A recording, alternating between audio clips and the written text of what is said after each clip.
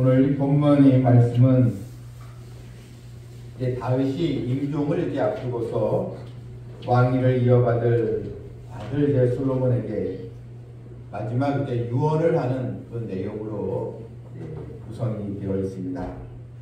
언뜻 보기에 아버지가 아들에게 주는 평범한 내용 같지만 자세히 보면 우리가 현실에서 당하는 여러 염려스러운 이 상황에서 내가 어떻게 대처해 나갈 것인가, 하나님이 바로 우리에게 주시는 그 말씀이고, 또한 우리에게 은혜의 그 말씀으로 우리를 인도하시는 그 생명의 그 양식으로 우리가 받아야 될 줄 믿습니다. 세월에는 장사가 없다는 이 말처럼 용맹스러웠던 다윗도 점점 노쇠해져 가는 자신의 운명을 피할 수가 없었습니다. 곧 이제 이 죽음이 임박한 줄 알고 이제 솔로몬을 이제 부른 것입니다. 어떻게 보면 다윗의 생애 가운데 가장 중요한 시기라 볼 수 있습니다. 이 시기에서 다윗은 이 솔로몬에게 무엇을 당부하고 있는가? 본문 1절에 보게 되면 다윗이 죽을 날이 임박함에 그의 아들 솔로몬에게 명령하여 이르되 내가 이제 세상 모든 사람이 가는 길로 가게 되었노니. 오늘 이 다윗의 이 말을 우리가 곰곰이 생각을 해보면 다윗은 이게 자신의 죽음에 대해서 세상 모든 사람이 가는 길로 가게 되었다, 이렇게 표현을 하고 있습니다. 죽음은 일종의 길을 떠나는 것으로 이렇게 표현을 하고 있다는 것입니다. 세상 사람들은 이 죽음하면 모든 것이 끝이구나, 이 죽음은 다 단절이구나, 이렇게 이제 생각을 하지만 다윗은 죽음을 다른 길로 이제 가는 것, 새로운 길로 떠나는 그 여행으로 우리에게 보여주고 있다는 것입니다. 여러분, 다윗은 하나님을 사랑하는 위대한 신앙이었습니다. 그러니 죽음 앞에서도 죽음을 두려워하고 또 공포에 빠져 있는 것이 아니고 솔로몬에게 세상 모든 사람이 가는 길로 가게 되었다. 죽음을 이제 피할 수 없지만 이 다윗에게는 바로 이제 하나님께로 이제 가기 때문에 그런 솔로몬에게 이 마지막 가장 중요한 시기에서 그런 이 아들 솔로몬에게 귀감이 되는 신앙의 유언, 교훈을 바로 줄 수가 있었던 것입니다. 우리는 살아가면서 어떤 사람은 힘들고 어려운 고난의 길을 겪기도 하고 어떤 사람은 그것을 또 잘 피해가는 사람도 있습니다. 때로는 또 심각한 또 병에 걸리기도 하고 어떤 사람은 또 나름대로 또 건강하게 살아가는 사람도 있습니다. 모두 우리 인생의 경험이 똑같지는 않지만 그러나 우리가 하나님 앞에 어느 누구도 예외 없이 우리에게 다가오는 것, 바로 우리에게는 그런 죽음의 길을 통과해야 되는 그런 인생의 이 마지막 이 날이 누구에게나 바로 찾아오게 된다는 것입니다. 내 인생이 언제 마감하게 되는가 우리는 알 수 없지만 그러나 누구도 부인할 수 없는 사실, 우리 또한 인생을 잘 마감해야 되는, 이제 이 세상에서 이 길을 떠나야 되는 그 시점이 우리에게 찾아온다는 것입니다. 신시 일황제는 중국 최초의 통일 왕조인 진나라의 일대 황제입니다. 신시 황제는 자신의 이 무병장수 또 불로장생의 그 길을 굉장히 그런 빌었고 노력을 했습니다. 전국의 명산의 신하들을 보내서 이 불로장생의 약을 이제 구하라, 이렇게 보내기도 했습니다. 그런 죽으면서 이런 자신의 이런 또 죽음이 그대로 이어지지 않도록 또 하기 위해서 그는 더 살고자 하는 그런 집착을 굉장히 많이 집착에 빠졌습니다. 그 중에 서복이라는 그런 신하가 있는데 이 사람이 진시황에게 외국 일본에 가면 그런 약초가 있다고 합니다. 이렇게 이제 거짓을 얘기했는데 진시 이 왕자는 많은 이 돈과 3,000명의 그런 신하들을 서복에게 주어서 그 외국으로 가서 그 약을 가져오라 했습니다. 근데 이 서복이 이 불로초를 찾아 그런 일본으로 가는 도중에 우리나라에도 제주도에 방문했다고 했는데, 그런데 이 서복은 외국으로 이제 건너간 다음에 다시는 이 진나라로 돌아오지 않았다는 것입니다. 왜냐하면 그 약초는 없기 때문입니다. 결국 이 진시황은 나이 50에 숨을 이제 거두고 말았습니다. 불로장생 꿈꾸었던 이 황제도 50밖에 살지 못했다는 것입니다.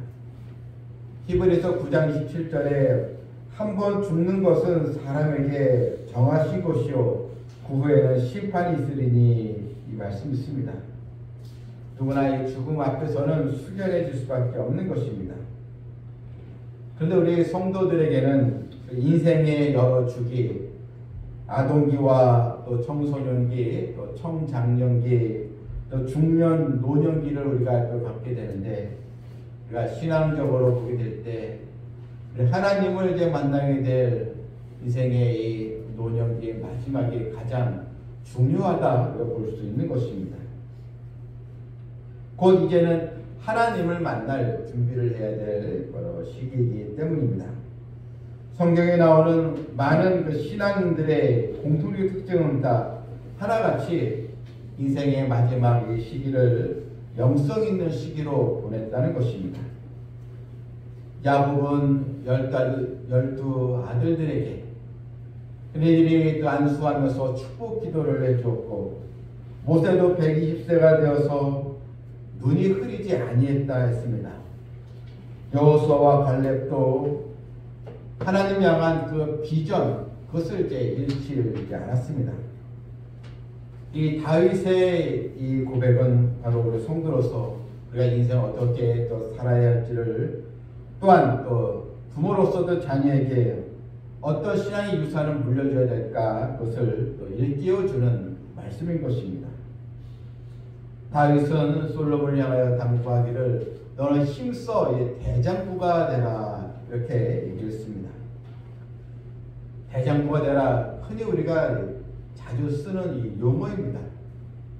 이 군에 가는 아들에게 대장부가 되라, 또 멀리 또 외국으로 또 떠나는 자녀에게 또 대장부가 되고 강해라, 이렇게 이제 권면하지 않습니까?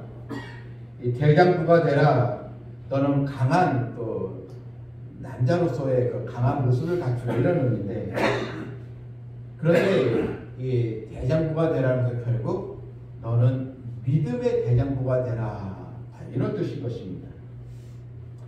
다윗은 왜 솔로몬에게 대장부가 되라 이렇게 이 용어를 사용한 이유가 무엇입니까? 다윗의 일생을 보게 되면 그는 파란만장한 인생을 겪어왔습니다.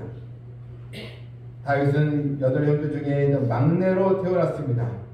들에서 양을 칠 때 사자와 또 곰의 또 위협을 받기도 했습니다. 또한 블레셋과의 전쟁에서 이 골리앗과의 싸움에서 그는 골리앗을 쓰러뜨리기도 했습니다. 그런데 골리앗 쓰러뜨린 다음에 사울 왕에게 시기를 받아서 백성들이 사울이 죽인 자는 천천히요 다윗이 죽인 자는 만만이라, 이런 백성들이 다윗을 좋아하자 여기 시기심에 늘 이 다윗을 죽이려고 했습니다. 다윗은 계속 생명의 위험과 또 피난과 도망자의 삶을 살아만 했고, 왕이 된 다음에도 계속 전쟁의 소용돌이가 있었고, 또한 그 아들 압살롬이 또 나라에 반란을 일으켜서 다윗은 아들의 칼을 피해서 도망을 가야 했고, 또한 아도니아의 아들도 또 이제 반역을 했고, 그래서 이 다윗은 왕이 된다는 것, 수많은 위험과 도전 앞에 서는 것인데, 그래서 자신의 왕위를 이을 솔로몬에게 너는 강하고 담대해야 된다, 너는 흔들리지 않는 믿음의 대장부가 되라, 이렇게 말씀은 당부를 한 것입니다. 여러분, 믿음으로 나아가는 사람은 어떤 일도 우리는 감당할 수 있음을 믿으시길 바랍니다. 의인은 7번 넘어져도 8번째 다시 일어난다고 했습니다. 그러니까 믿음을 가지고 있으면 때로 우리가 넘어지고 또 장애물에 걸려 넘어지는 일이 있다 해서 다시 일어날 수가 있는 것입니다. 지금까지 솔로몬은 온실 속에 자란 화초와 같았습니다. 그런 아버지 다윗의 그런 보호 속에서 자랐습니다. 또한 어머니 또 바세바가 솔로몬의 또 후견인이 또 되어 주었습니다. 근데 이제는 더 이상 이 부모의 도움을 받을 수가 없습니다. 솔로몬도 이제는 믿음 생활에 그가 대장부가 되는 홀로서기를 해야 되기 때문입니다. 사람 누구나 이 서로 간의 이 관계성 속에서 살아갑니다. 근데 이 관계가 깨지면 사람은 고독해지고 우울해지는 것입니다. 자신감을 잃어버리게 됩니다. 의욕을 상실하게 되고 그래서 몸과 이 마음이 쇠약해져 가는데, 그런데 바로 우리에게는 전능하신 하나님이 계십니다. 우리의 겉사람은 후패해도 우리의 속사람은 날로 간거린다는 말씀처럼 우리는 더욱 믿음을 가지고 하나님 앞에 나아가는 백성들이 꼭 되어야 하는 것입니다. 모세가 이제 여호수아에게 이스라엘 지도자로서 이제 여호수아에게 바톤을 이제 넘겨줘야 됐습니다. 이제 곧 모세도 자신의 운명이 얼마 남지 않은 것을 알았기 때문입니다. 모세가 없다고 생각하자 여호수아는 두려움에 빠졌습니다. 그런데 모세가 여호수아에게 준 말씀이 무엇입니까? 여호수아서 1장 5절에서 너의 평생에 너를 당할 자가 없으리니 내가 모세한테 있던 같이 너와 함께 있을 것이라. 내가 너를 떠나지 아니하며 버리지 아니하리니 마음을 강하게 하라 담대하라. 바로 이 하나님의 이 말씀, 바로 하나님께서 모세와 함께 했던 것처럼 내가 너와 함께하리라, 이런 말씀을 하나님께 주시고, 또 모세가 여호수아에게 이스라엘 지도자로서 바톤을 또 이어가도록 하게 된 것입니다. 여러분, 이 세상은 사실 믿을 만한 곳이 되지 못합니다. 그토록 내가 좋아하고 믿었던 친구가 언제 나를 또 배반할지 모르는 그런 상황에 또 있고, 내가 그토록 사랑하고 의지했던 사람이 언제 또 돌아설 줄 모르고, 내가 그렇게 애지중지했던 또 물질이 또 물거품처럼 사라질 수도 있는 그런 상황, 또한 인생의 이런 권력과 건강과 능력도 항상 그 자리에 있지는 않는다는 것입니다. 그럼 우리가 내가 의지하고 따라야 할 분, 바로 하나님을 바라봐야 하는 것입니다. 우리 하나님의 말씀 안에서, 또 믿음 안에서 또 강건한 또 믿음을 소유해야 될 줄 믿습니다. 그렇다면 어떻게 하면 이런 믿음의 대장부가 될 수 있는가? 그 방법을 이제 다윗이 알려주고 있습니다. 바로 너희 하나님, 네 하나님 여호와의 명령을 지켜 그 길로 행하라. 바로 하나님의 말씀을 순종하고 따라가라는 것입니다. 그 법률과 계명과 율례와 증거를 모세의 율법에 기록된 대로 지키라. 그리하면 내가 무엇을 하든지 어디로 가든지 형통할지라. 여기서 이 형통의 이 단어가 이제 등장을 하게 됩니다. 무엇을 하든지 어디로 가든지 형통할지라. 사람 누구나 이 형통의 복을 받길 원합니다. 세상에서 불행해지기를 바라는 사람은 한 사람도 없습니다. 순풍의 돛담배처럼 참 어려움 없이 나가길 원하는데, 그런데 이 성경에서의 형통이라는 단어는 만사가 잘 되는 그것을 뜻하는 것이 아닙니다. 세상 사람들이 원하는 형통과는 분명히 다릅니다.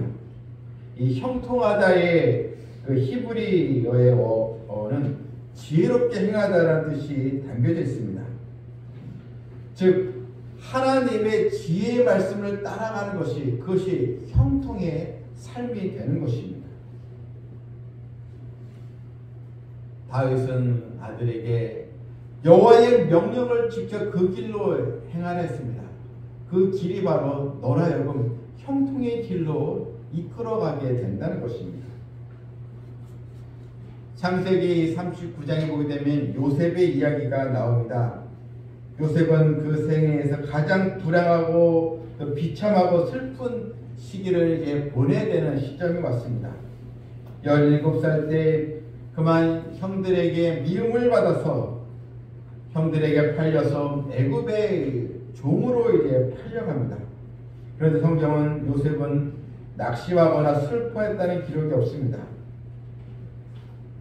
바로 요셉은 하나님과 함께하는 믿음을 가졌기 때문입니다. 가장 가까운 형들로부터 버림을 받았습니다. 다른 사람도 아닌 형들에게 버림을 받았다는 것이 얼마나 그에게 상처가 되는 일이겠습니까? 그런데 이 요셉은 억울하게 애굽에 잡혀가고 이제 말았지만 그러니 고난의 기회에서 끝까지 하나님을 경외하는 믿음을 가졌습니다. 그런데 창세기 39장 2절에 어떻게 해서 요셉이 형통한 자가 되었는가 이렇게 설명을 하고 있습니다. 여호와께서 요셉과 함께 하심으로 그가 형통한 자가 되어. 지금 요셉의 상황은 결코 형통한 상황이 아닙니다. 힘들고 고단하고 너무나도 낙심할 수밖에 없는 그런 환경입니다. 그런데 여호와께서 요셉과 함께 하심으로 그런 형통한 자가 되었다는 것입니다. 보디바라 아내의 누명을 받아서 감옥까지 들어갔지만 하나님께서 함께 하심으로 요셉은 이 불행과 이 가시밭길을 잘 헤쳐나갔습니다. 그것이 진정한 형통의 길이라는 것입니다. 요셉과 함께 하심을 그가 형통한 자가 되어. 여러분 바로 형통한 자가 되고 싶다면 하나님과 함께하는 것, 바로 하나님의 말씀 안에 내가 거하고 말씀을 따라가는 것, 이것이 형통의 비결이라는 것입니다. 그냥 이 형통하면 어려움 없이 근심 없이 안락하고 잘 되길 바라는데, 근데 여러분 그렇게 살아간 인생이 얼마나 있겠습니까? 외관상 어려움이 없어 보여도 다 그 사람의 속을 보게 되면 속이 좀 문드러지는 그런 또 일들이 다 분명히 있고 겪을 수밖에 없는 것이 우리의 그 모습입니다. 요셉은 이런 시련을 극복하고 결국은 형통의 길로 다 가게 된 것입니다. 그럼 여러분 형통이란 하나님의 섭리를 믿고 나아가는 것입니다.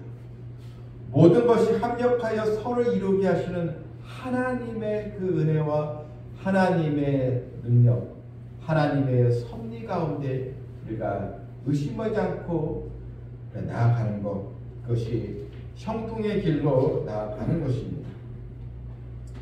이사야서 41장 10절에 두려워 말라 내가 너와 함께합니다.